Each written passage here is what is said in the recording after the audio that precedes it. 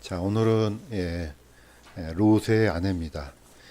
성경을 보다 보면은 어, 어떤 인물에 대해서 분량도 많고 또 거기에 따른 교훈도 많고 또 반면에 전혀 어떤 분량이 전혀 없는 사람인데 교훈이 굉장히 중요한 것들이 있습니다.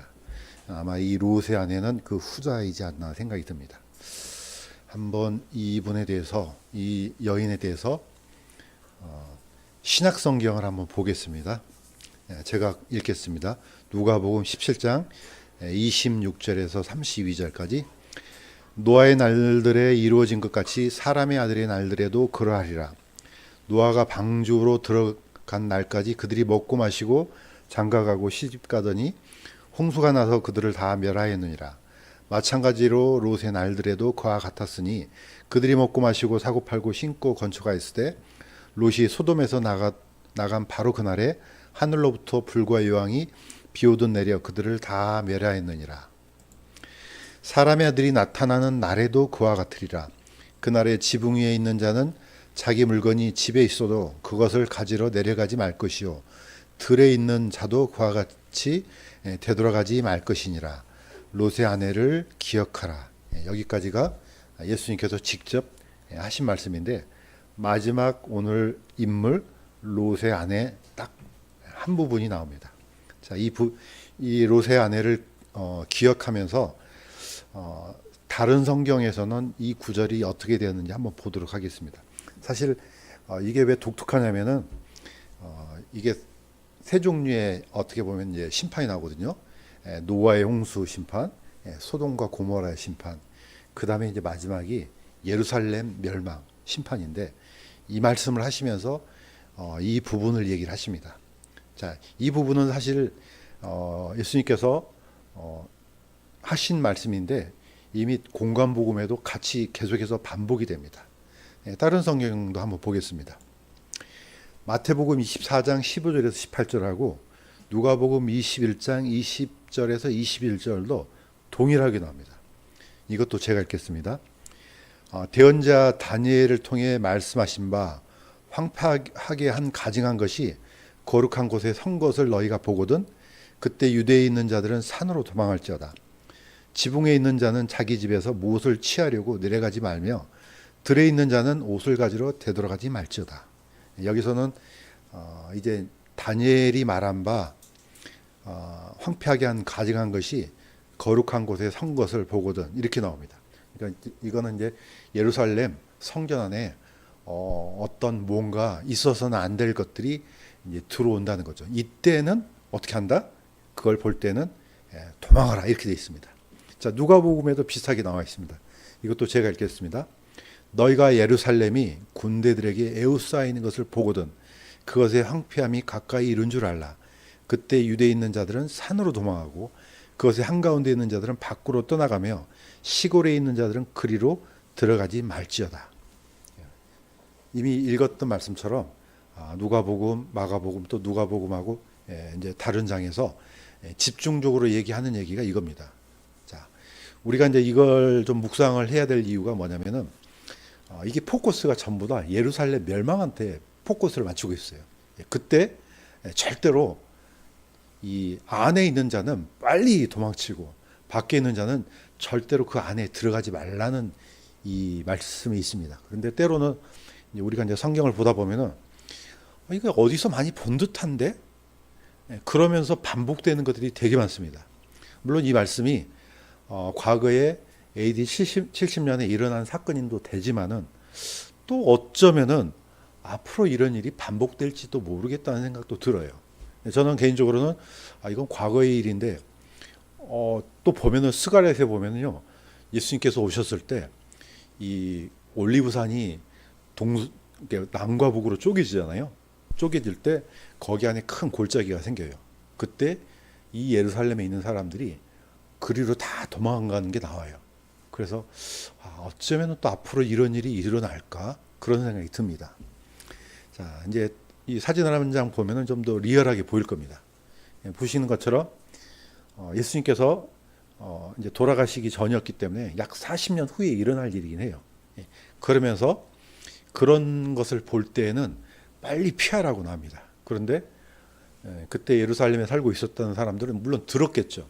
그런데 당연히 예수님께서 하신 말씀이기 때문에 사도들이나 또 거기에는 예루살렘 교회 성도들은 전부 다 들었겠죠. 그때가 언제인지는 모르겠지만은 아주 귀담아 듣고 그때가 오면은 이제 이런 액션을 취해야 되니까 결코 잊어버릴 수가 없었을 겁니다. 그런데 이 말씀을 듣지 않았던 많은 사람들이 이 광경을 직접 경험하게 됩니다. 이게 이제 주 70년이죠. 자, 로마는 어떤 성을 점령하기 전에 먼저 기회를 준답니다. 그 옛날 몽골도 똑같습니다. 항복을 하면은 살려주고 어떤 시간을 정해서 거기까지 답이 없으면은 그때는 이제 저 위에 그림 보시면 뭐가 나옵니까? 양머리가 나오잖아요. 이게 이제 성을 부수는 기구거든요. 이 양머리가 완전히 철판으로 되는데 이게 꽝 하고 처음에 부딪히면 그때부터는 항복도 소용없답니다. 그냥 모조리 다 죽이는 겁니다. 로마도 똑같이 했거든요. 자, 이때 가서 협상하고 뭐하고 항복하라 어쩐다 이렇게 했지만은 기간이 딱 정해지고 양머리가 이 예루살렘 성벽을 꽝 부딪히자마자 거의 전멸하고 맙니다.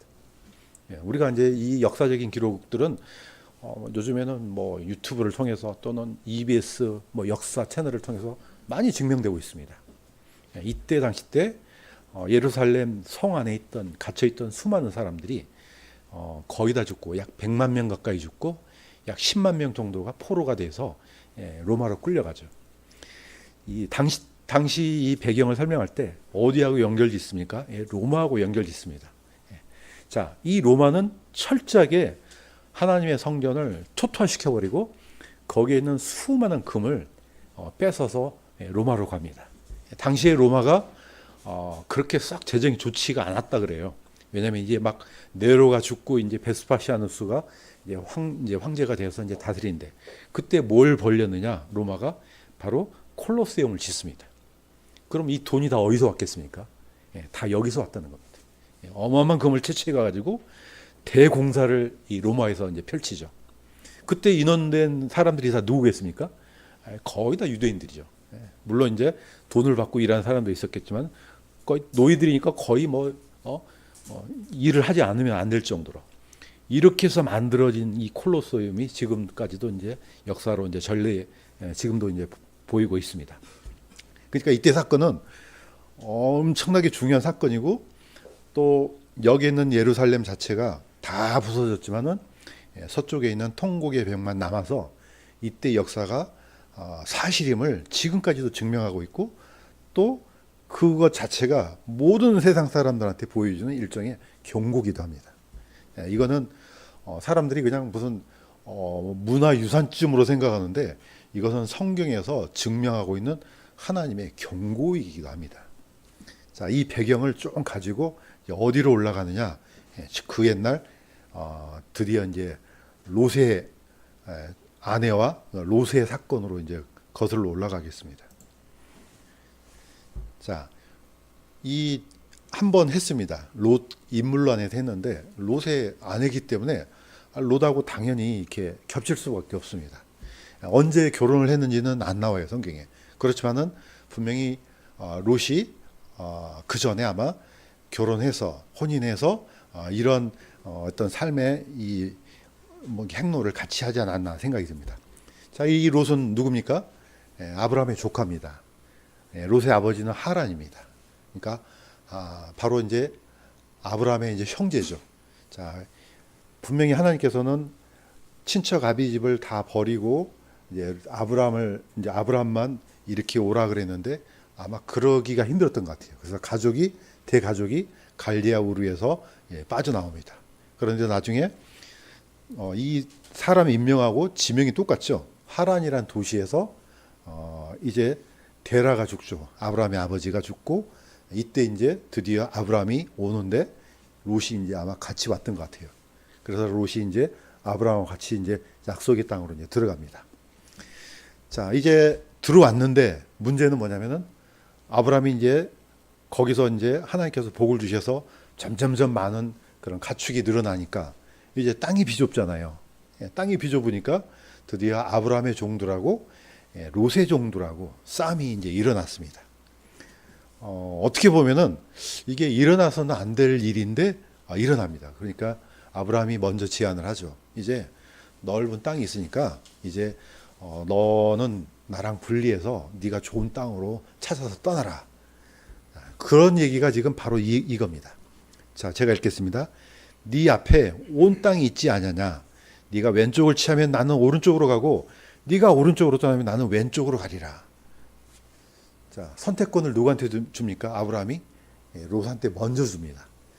사실 아브라함은 이게 별 의미가 없어요. 왼쪽이든 오른쪽이든 상관없어요. 왜냐?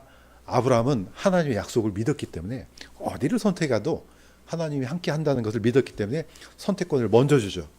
자, 문제는 롯의 눈입니다.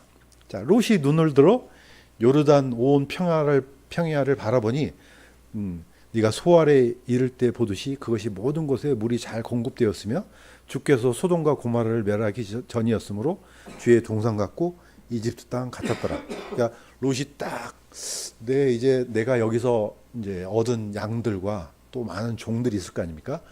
이 사람들이 이제 거할 또 목초지를 딱 보니까 요단강 저쪽 보니까 너무 좋은 곳이에요. 밑에 있는 그림처럼 주의 동상 같고 이집트 땅 같았더라. 그러니까 그때 당시 때 이집트는 굉장히 어떤 살기 좋고 삼각주의 어떤 풍요로운 그런 농지가 있어서 많은 곡물이 나는 그런 곳처럼 보였던 것 같아요. 자, 롯은 선택을 했습니다. 저쪽으로 가면은 내가 지금까지 얻었던 양들이나 가축들 또는 종들 이게 참 잘 먹고 잘 사는 그런 풍요를 누리는 그런 곳이겠구나 하고 이제 드디어 롯이 이동을 합니다. 드디어 이제 아브라함하고 롯이 이제 갈랐습니다. 자, 이때 사실 성경에는 끊임없이 이걸 지금 주의하도록 합니다. 우리 눈, 사실 이게 눈에 대한 그 뭡니까 이 그 교훈은 되게 많지 않습니까? 백문이 불여일견이다. 한 번 보는 것이 100번 듣는 것보다 낫다. 그러니까 어떤 눈에 대한 어떤 그 가치 또는 기준 굉장히 높이 사고 있습니다. 그런데 성경은 거꾸로입니다. 눈을 조심해야 됩니다. 이게 눈을 통해서 잘못 들어오게 되면은 그게 곧 그대로 마음으로 연결됩니다. 그래서 항상 눈 볼 때 내가 보는 게 이게 진짜 이게 맞냐 이거 다시 한번 봐야 돼요. 성경은 거꾸로 들으라고 많이 나옵니다. 보라고 하는 것은 별로고 들으라, 들으라 이스라엘아. 자, 그래서 이제 이 보는 이 눈을 조심해야 되는데 롯은 육신의 눈을 가졌습니다. 사실 롯은 아브라함처럼 하나님에 대한 믿음이 별로 없었던 것 같아요. 그러니까 눈이 굉장히 중요한 거죠. 어찌 보면 롯은 그런 생각을 했던 것 같아요. 이거 내가 지금 읽어놓은 것들 아마 아브라함이 하나님께서 아브라함한테 약속하셨지만은 나는 그런 거 필요 없이 내 힘으로 이거 한번 읽어보자 이런 생각이 좀 들었지 않나 생각이 듭니다. 자, 요한일서 2장 15절 16절에 이 경고를 주십니다. 이건 한번 같이 한번 읽겠습니다. 시작. 세상이나 세상에 있는 것들을 사랑하지 말라. 어떤 사람이 세상을 사랑하면은 아버지의 사랑이 그 속에 있지 아니하니 세상에 있는 모든 것, 즉 육신의 정욕과 안목의 정욕과 인생의 자랑은 아버지에게서 나지 아니하고 세상에서 나느니라. 밑에 있는 뭐 그림은 롯은 아닙니다만은 내가 키웠던 양들 얼마나 많아. 이거 한 마리에 한 30만 원, 40만 원? 요즘 그 정도 되지 않을까요? 이게 한 수천 마리 되면 돈이 얼마나 많겠어요. 야, 내 재산 좀 봐. 아마 이런 마음으로 롯이 처음에 그렇게 생각하면서 갔을 것 같아요. 드디어 나도 아브라함처럼, 아브라함은 뭐 하나님이 뭐 복을 준다 했는데 나는 그거 필요 없이 뭐 이 정도 되면은 그 정도에 버금가지 않나. 자, 그런데 롯이 옮겨갔던 그 땅이 결코 롯의 마음에 평강을 주지는 못했다는 게 문제입니다. 이건 어떻게 보면 필연적이에요. 눈을 쫓아가는 사람의 결말은 항상 마지막에 이렇습니다. 아브라함은 눈이 아니고 길을 열었습니다. 하나님을 믿었기 때문에 눈 오른쪽 왼쪽 보질 않았어요. 그거는 사실 아브라함한테 없는 겁니다. 사실 아브라함은 그냥 가족이 이렇게 싸우고 이것 때문에 싸우면은 무슨 이게 간증이 되겠어요? 그래서 아브라함은 결정을 내리고 이 롯한테 그런 결정권을 먼저 줬지만은 아브라함은 항상 하나님에 대한 신실한 믿음이 있었기 때문에 아무 문제가 안 되었습니다. 자, 아니나 다를까 롯이 갔던 그 땅을 한번 보겠습니다. 사실 롯이 여기서 처음에는 아주 잘 먹고 잘 살았겠죠. 사람들로 환영하고 엄청난 가축대가 들어오고, 그러니까 이 소돔과 고모라에서는 아우 저 사람이 들어오면은 우리한테 참 좋겠구나. 그런데 어떻게 살았는지가 구약에는 안 나옵니다. 물론 이제 슬며시 이제 나중에 심판하기 전에 나오지만은 베드로후서 2장 7절에서 8절은 이렇게 돼 있습니다. 자, 롯이 이곳에서 사악한 자들의 더러운 행실로 인해 괴로움을 받던 의로운 롯을 건져내셨으니 이는 저 의로운 사람이 그들 가운데 거하며 그들의 불법 행위를 보고 들으면서 날마다 자기의 의로운 혼을 괴롭게 하였기 때문이라. 개혁성경에는 마음이 상했다 이렇게 됩니다. 자, 뭐 어떤 같은 의미죠. 최소한 아마도 그런 것 같아요. 이 사실 롯에 대한 이 평가는 신약에서는 저 사람이 구원받은 사람이 맞나 안 맞나 구약만 보면 그래요. 그런데 신약에서는 뭐라고 평가를 해줍니까? 의로운 롯이라고 평가를 해줍니다. 그러면 적어도 신약의 관점에서는 이 사람도 구원받은 사람이구나, 이걸 우리가 캐치를 해낼 수 있습니다. 그런데 전혀 이 사람을 통해서는 전혀 단 한 인생 한 구석도 본받을 만한 것이 없는 사람의, 그러니까 열매가 하나도 없는 사람이죠. 그렇지만은 의로운 롯이라고 평가를 했습니다. 그러니까 어떻겠습니까? 최소한의 양심은 살아 있는 겁니다. 소돔과 고모라에 살면서도 양심이 아픈 거예요. 어떻게 보면 이게 정상적인 건 아닌데 최소한의 정상적인 그런 열매가 아닌가 생각이 듭니다. 우리도 보통 내가 참으로 구원받은 성도라면은, 그리스도인이라면은 이런 동네에 살면은 이게 얼마나 괴롭겠습니까? 밑에 있는 그림처럼 지금 미국에 있는 많은 교회들이요, 교회 그러면은 하나님께서 기뻐하시고 이건 아니다 하는 이런 척도를 따라가는 사람들 아니겠습니까? 그런데 이게 이미 교회 안에 다 들어와 있어요. 그러니까 어떻게 보면 교회로서 기능을 잃어버린 게 되게 많습니다. 한국도 마찬가지고요.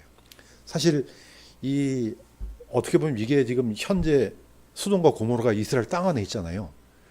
그런데 이 이스라엘이 우리가 생각하는 것처럼 아주 심각한 지경에 있습니다. 적어도 도덕적인 기준에서는. 그러니까 막 구약의 율법에 보면은 거의 율법으로 다스리는 나라잖아요. 그러면은 우리보다 훨씬 더 어떻게 보면 도덕적인 수준이 높을 것 같잖아요. 그런데 놀랍게도 이스라엘은요, 이미 1997년에 차별금지법이 통과가 됐어요. 우리나라는 아직 아니잖아요. 그러고 보니까 한국이 오히려 이스라엘보다 낫네 생각이 들어요. 한국도 물론 위태위태하지만 이미 그 나라는요, 우리가 생각하는 그 이상으로 망가져 있습니다. 우리는 그냥 성경 보니까 하나님께서 복 주시고 뭐 이렇게 보호하시고 그래서 남은 자가 있다는 겁니다. 다 망가졌는데 진짜로 하나님을 찾고 그 하나님의 거룩을 쫓아가려는 사람들이 있다는 겁니다. 근데 지금은 때가 아닌 거죠. 자, 롯이 이곳에서 이런 괴로움을 당했습니다. 자, 소돔과 고모라의 심판, 필연적으로 찾아오죠. 드디어 아브라함이 이제 하나님한테 물었습니다. 왜냐하면 그곳에 롯이 있거든요. 조카가 살고 있는데 그걸 깡그리 다 없애버리면 그러면 안 되잖아요. 적어도 인간적으로도 충분히 그럴 것 같아요. 몇 번 물어봅니까? 무려 아브라함은 하나님 앞에 6번이나 물어봅니다. 첫 번째는 50명부터 시작합니다. 50명만 있으면은 그거 어떻게 하실래요? 그러면 내가 멸망시키지 않지. 그러면요, 40명? 40명도 괜찮아. 그래요? 헷갈리네요. 35명인가 45명인가 어쨌든 50명, 45명인가 45명, 40명, 30명, 20명. 드디어 이렇게 합니다. 오 주께서는 노하지 마시옵소서. 내가 이번만 더 아뢰오리다. 혹시 거기서 10명을 찾으면 어찌하시려나이까 하니 그분께서 이르시되 내가 10명으로 인하여 그곳을 멸하지 아니하리라. 우리는 소돔과 고모라에 대한 멸망이 물론 동성애 당연히 뭐 그걸로도 멸망이 되겠죠. 그렇지만은 또 다른 이면에는요. 의인 10명이 없어서 망했다는 겁니다. 만약에 소돔과 고모라가 딱 10명이 있어요. 그러면 하나님께서 약속하신 겁니다. 안 망합니다. 그래서 어떻게 보면은 우리의 존재가 굉장히 중요하지 않냐 이런 생각이 들어요. 하나님께서 이 땅을 이게 어떻게 보면 하루아침 없앨 수도 있지만은 누구 때문에 없애지 않는다는 뜻이 됩니까? 우리 때문에라도 기다리고 있다는 거죠. 그런데 그 중에 10명에서 1명 빠져봐요. 아, 이거는 걸려드는 겁니다. 물론 나중에 빠져나올 때 몇 명 빠져나왔습니까? 딱 4사람. 4사람 외에는 아무도 못 빠져나왔어요. 자, 롯이 자신의 양떼를 이끌고 소돔으로 갔을 때는 사람들이 얼마나 많았겠어요. 그 양떼를 치려고 했던 그 양치기들, 롯의 종들. 가치가 안 같겠습니까? 훨씬 많았을 겁니다. 그런데 그 10명이 없이 딱 4명만 빠져나옵니다. 그래서 하나님은 소돔과 고모라에 이 불심판을 내리죠. 자, 우리가 익히 알고 있는 소도마이트라는 단어가 있습니다. 소돔이라는 단어도 있고요. 소도마이트라는 단어도 있습니다. 자, 이때 이 단어가 바로 구약 성경 거기서 나온 단어예요. 이게 지금 현재 동성연애자들 또는 그런 행위를 한 사람들을 가리켜서 이 용어를 씁니다. 자, 이때 하나님께서 보내신 두 천사가 이곳을 멸하기 전에 마지막으로 더 묻습니다. 여기에 네게 속한 자가 더 있느냐? 그러니까 어떻습니까? 롯은 적어도 최소한의 양심을 잊기 때문에 하나님을 두려워했어요. 하나님께서 멸하시기로 작정하셨구나. 그러니까 어떻게 해요? 나가서 자기 딸들과 결혼한 사이들에게 말하여 이르되 주께서 이 도시를 멸하실 터이니 너희는 일어나 이곳을 떠나라. 그러나 그의 사이들은 롯을 농담하는 자로 여겼습니다. 저번에 한번 이 밑에 있는 그림 한번 가져왔습니다. 이게 어디입니까? 이게 바로 텔아비브예요. 이스라엘에 있는 텔아비브예요. 이 예루살렘이 수도가 되기 전에 이곳이 바로 수도였어요. 텔아비브에서. 그런데 놀랍게도 거의 우리는 알 수 없지만은 거기에 살고 있는 전문가가 얘기를 하더래요. 뭐라고 하느냐? 텔아비브에 있는 인구 중에 거의 25%가 동성연애자들이에요. 수치가요 세계에서 가장 높아요. 이거는 샌프란시스코 뭐 어디 LA 여기 더 높아요. 이 정도로 망가져 있습니다. 그러니까 어디 4명 중에 한 사람이에요. 지나가면 걸릴 정도예요. 이렇게 망가진 나라가 지금 현재 이스라엘이에요. 하나님이 가만 놔두겠습니까 이거?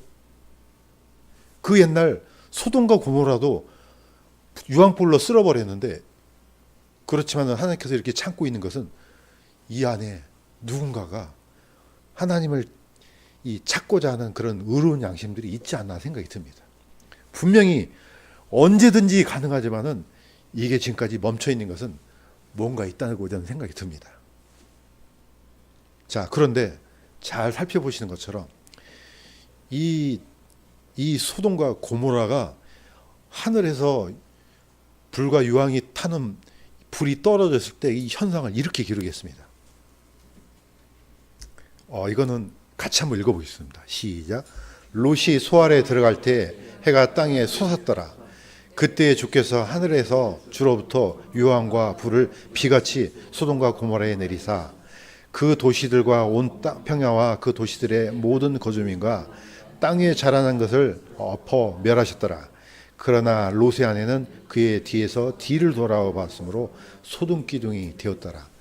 여기서 오늘 성경 제목 롯의 아내가 나옵니다. 아주 앞에는 살았는지 죽었는지 모르지만 딱 한 구절 나오는데 마지막이 이렇게 됩니다. 분명히 두 천사는 뒤를 돌아보지 말라 그랬거든요. 그런데 너무 궁금한 거예요. 사실 이게 궁금해서 저는 이게 궁금해서 돌아봤다는 생각이 드는 게 아니에요. 뭡니까? 마음이 여전히 소돔과 고모라에 있었다는 뜻이라는 거 저는 생각이 돼요. 왜 돌아봤겠어요? 몸은 떠났지만은 마음이 떠나지를 않은 거죠. 이게. 그랬더니 어떻습니까? 소금구덩이 되었더라 이렇게 됩니다. 성경을 문자적으로 믿는 사람들은 진짜로 소금기둥이 되었다고 믿어요. 그런데 아유 사람이 어떻게 소금기둥이 돼? 이거 말이 돼? 그냥 이건 뭐 어떤 뭐랄까 이건 뭐 상징적인 얘기겠지. 지금도 많은 사람들이 이렇게 생각해요. 창세기에는 우리의 상식을 뛰어넘는 그런 사건들이 많이 납니다. 그렇지만은 우리는 하나님께서 내리신 이 징벌 또 이렇게 된 것들 문자 그대로 믿습니다. 그래야만 됩니다. 이게 물론 이제 형벌이지만은 우리는 상관없습니다. 우리의 지성을 뛰어넘는 이런 구절도 하나님께서 그렇게 한다면 되는 겁니다. 자, 그런데 밑에 있는 장면처럼 얼마나 멋있습니까? 소돔과 고모라 주의 동상 같았고 그 옛날 풍요로웠던 이집트 땅 같은데 곡식이 막 무르익고 할 때 해가 떠오릅니다. 그런데 성경이 이렇게 돼 있어요. 롯이 소 아래 들어갈 때 해가 땅에 솟았더라.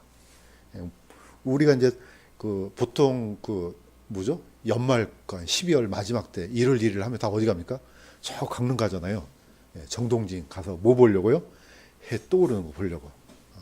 그래서 일출을 맞이하면서 올해 저 떠오르는 태양을 보면서 앞으로는 1년 동안 이렇게 살아야지. 또는 뭐 어떤 또 하나님을 믿지 않는 사람들은 태양신한테 태양이시여 내 나를 이렇게 밝게 빛나게 해주소서 뭐 이렇게 기도도 하고 그럴 겁니다.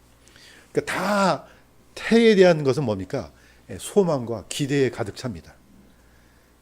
어느 누가 이때 시간을 이런 엄청난 사건이 일어날 줄로 생각을 했겠습니까? 이틀 전에 그 사건이 일어났죠. 지난 월요일 날 밤에 시청역에서 일어난 사건 기억하잖아요. 차가 급발진해서 무려 순식간에 그 장소에서 9명이 죽어버렸습니다. 거기 보니까 그 사람들이 그 보도블록에 있어서 커피 마시면서 오늘 힘들었지 막 이런저런 얘기하고 내일 좀 일찍 나와 자네 막 이런 얘기하고 오늘 밥이 참 맛있었어. 그 점심시간에 너무 짜던데. 평범한 아주 지극히 평범한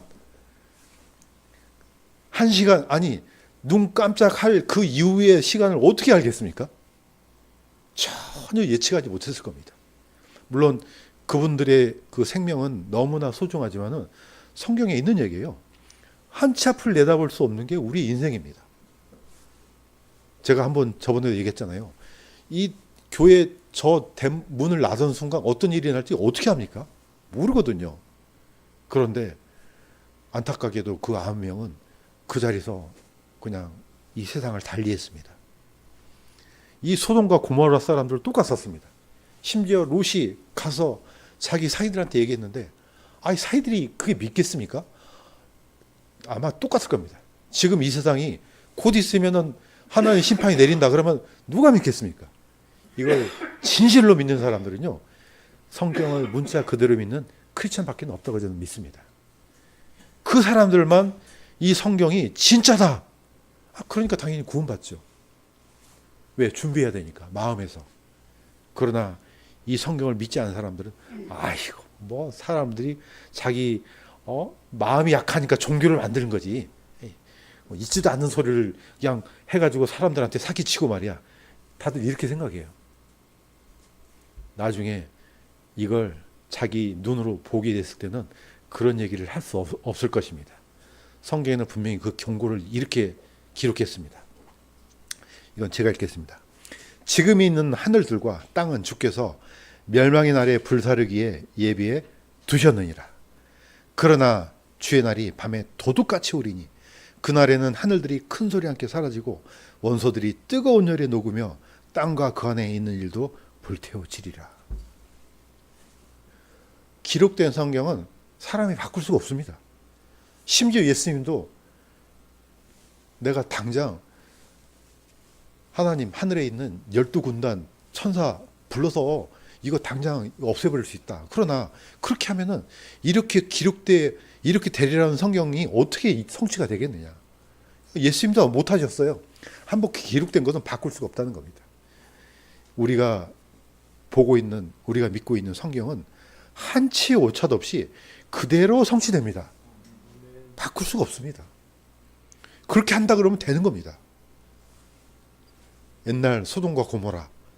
자, 이게 이제 그대로 연결이 됩니다. 어디하고 연결되느냐? 노아의 홍수의 심판, 소돔과 고모라의 심판, 그 다음에 예루살렘의 멸망. 예루살렘에 있는 사람들이 AD 70년 전에 이미 그 전에 이렇게 얘기했습니다. 왜 이 성이 중요하냐면요. 이게 우리의 마음, 세상 사람들의 마음하고 똑같습니다. 예루살렘은 지금 뭐 그냥 평범한 도시처럼 보이지만은 옛날에는 예루살렘이 요새입니다. 요새. 고도가 굉장히 높아요. 그러니까 이걸 공략하기가 너무 힘든 거예요. 그때는 얼마나 튼튼하게 지켰겠습니까? 그러니까 그 안에 있는 사람들은 여기에 하나님의 성전도 있고 성도 이렇게 튼튼한데 누가 우리를 감히 여기를 넘볼 수 있겠느냐. 이미 미가 대언자는 이렇게 얘기했습니다. 너희는 어떤 재앙도 우리에게 임하지 못하리라 하는도다. 그러나 시온은 밭같이 쟁기로 갈리고 예루살렘은 돌무더기 같이 되며 그 집에 사는 숲의 높은 곳 같이 되리라. 완전히 황폐하게 된다는 거죠. 이게 한번 예루살렘이 바벨론에 의해서 초토화되었습니다. 이걸 그대로 믿고 있었던 사람들이 바로 로마 시대도 똑같습니다. 그 어떤 놈도 와도 상관없어. 세상에 어떻게 하나님의 성전이 무너지겠어? 자, 이렇게 해서 지금 현재 보여지는 이 성, 지금 밑에 있는 그림에 보이는 이 성이 바로 동쪽 황금문이에요. 물론 이 성벽은 술레이만 때, 예루살렘 때 만든 게 아니고 술레이만 그 이슬람 그 대제가 만든 성이에요. 그렇지만은 유대인들도 오케이 했어요. 왜냐? 동쪽 문은 닫아두라는 말이 있거든요. 왜? 이 문을 통해서 메시아가 들어갈 것이기 때문에. 저는 믿기로는 분명히 예수님께서 올리브산에 오셔서 이 문을 통과하리라고 믿습니다. 이렇게 되면은 드디어 예수님께서 그 옛날 동쪽 문을 통해서 호산나하고 외쳤던 사람들이 분명히 기다리고 있을 겁니다. 이처럼 예루살렘에 대해서 예수님께서 하신 말씀이 그거 있습니다. 그거 믿지 마라 이거죠. 그 안에 그 사람들이 그 안에 좀 잘 사는 사람들은 그 안에 땅도 사고 거기 안에 금도 은도 많이 가지고 거기에 떵떵거리고 살았을 거 아니겠습니까? 돌 위에 돌 하나도 남김없이 다 무너지리라. 예수님께서 그렇게 얘기하셨거든요. 그러니까 어떻습니까? 바로 그날이 되면은 절대로 이 성 안에 있는 자들은 산으로 도망하고 밖에 있는 자들은 들어가지 말라. 이날은 하나님께서 원수 갚는 날이라. 이렇게 얘기했습니다. 이게 그대로 롯의 아내하고도 연결됩니다. 절대로 쳐다보지 말라. 거기에. 뒤를 돌아보지 말라. 그러나 롯의 아내는 몸은 빠져나오는데 마음이 빠져나오지를 못한 겁니다. 항상 문제가 사실 마음에서 일어나지 않습니까? 마음이 아직도 거기 안에 있었습니다. 그러니까 어떠세요? 눈이 자동으로 돌아가는 겁니다. 옛날 침례 요한이 광야에서 침례를 베풀 때 거기에 바리새인들, 서기관들 다 오지 않았습니까? 그러니까 딱 보니까 침례 요한이 성령 충만한 눈으로 보니까 쟤네들 침례 받으러 온 게 아니에요. 몸은 오는데 마음은 여전히 거기 안에 있는 겁니다. 그러니까 뭐라고 했습니까? 뱀들아, 독사의 자식들아, 누가 너희를 일러서 다가올 진노를 피하라고 일러주더냐. 이건 아니라는 겁니다. 그러나 성경에 있는 대로 마지막 때 분명히 이런 일이 일어날 것입니다. 이제 마무리하겠습니다. 롯의 아내를 기억하라. 그날에 지붕에 있는 자는 자기 물건이 집에 있어도 그것을 가지러 내려가지 말 것이요 들에 있는 자도 그와 같이 되돌아가지 말 것이니라. 롯의 아내를 기억하라. 예수님께서 주신 말씀이에요. 왜 이게 예루살렘에 주셨던 말씀하고 겹쳐 있습니까? 어쩌면은 앞으로 지금 우리를 겨냥하고 있을지도 모르겠습니다. 왜냐? 물론 세상에서 열심을 내서 사는 건 좋은데 항상 우리의 목적지는 어디입니까? 이 세상이 아니지 않습니까? 늘 우리의 마음은 하늘에 가 있어야 된다고 저는 믿습니다. 자, 그런데 이런 사건이 일어난다는 겁니다. 두 여자가 함께 맷돌을 갈고 있을 터인데 하나는 붙잡혀가고 다른 하나는 남겨질 것이요. 두 남자가 들에 있을 터인데 하나는 붙잡혀가고 다른 하나는 남겨지리라. 언젠가 때가 되면은 하나님께서 세상을 이제 멈출 때, 이제 이걸로 끝이야. 나팔 불어.